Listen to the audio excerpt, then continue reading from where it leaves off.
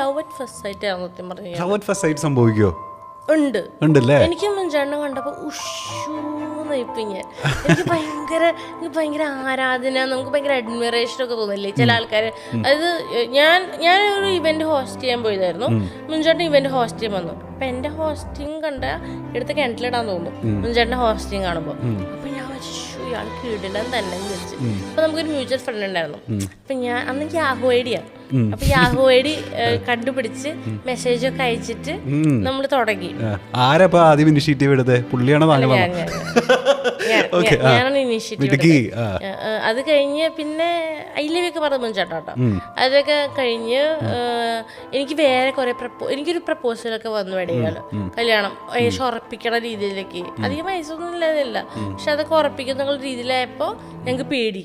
അങ്ങനെ മുൻചേട്ടൻ അമ്മയെ വിളിച്ച് സംസാരിച്ചു. പിന്നെ അമ്മ കൈയോടെ പിടിച്ചു നേരത്തെ തന്നെ.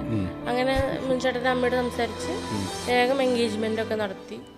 അങ്ങനെ പെട്ടെന്ന് ഞങ്ങള് ആലോചിക്കുന്നതിന് മുമ്പ് കല്യാണമൊക്കെ നടന്നു.